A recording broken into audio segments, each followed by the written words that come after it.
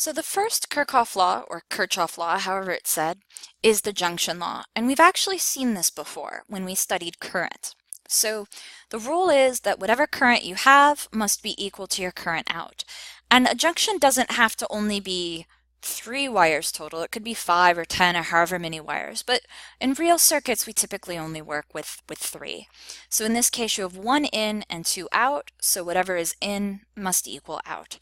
And this comes really from conservation of charge, that because we have a certain amount of charge flowing into the circuit, or into the junction, excuse me, and there's nowhere for the charge to just sit and hang out, whatever charge goes in must also be coming out. So be careful about that we always say that current is conserved, and the same for just a single piece of wire. Even if we didn't have a junction, whatever current flowing in is the same current coming out. So once we see how to apply this in a circuit, this will make a little more sense, but just remember that current is conserved. The second of Kirchhoff's laws is the loop law, and this is now actually a constraint on potential difference.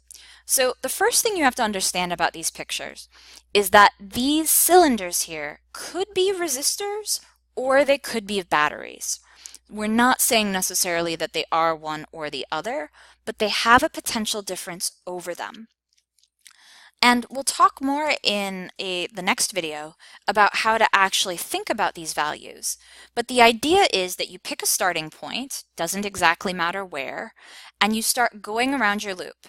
And in this case, I have a potential difference across this component. Now this could be positive or it could be negative, and that's going to depend on what type of component it is and how it is oriented. We then go further, and we again have a delta V2, which again we put in our sum.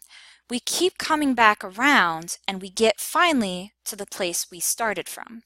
Now that means that you have to actually be summing to 0. So another way to think about this is for going for a hike on a mountain, that some points on the mountain you're going up the mountain, and other points on the mountain you're going down the mountain.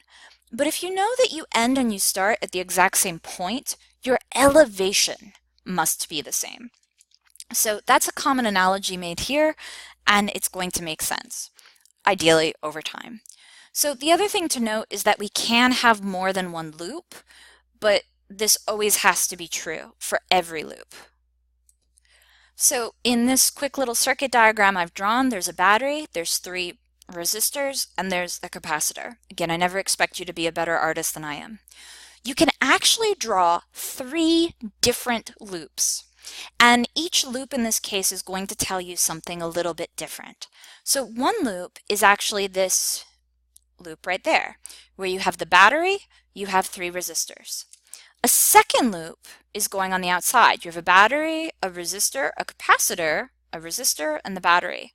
There's actually a third loop, which is just this one, which is the resistor and the capacitor. So what this last one actually tells you is that whatever your change in potential on one, and keep in mind that these always have a direction, is actually equal, but kind of opposite in magnitude, which might make more sense later, to your potential difference across the other one. So again, be able to recognize loops and recognize that for certain types of calculations, you're going to need to use more than one loop. And some circuits like this only have one possible loop.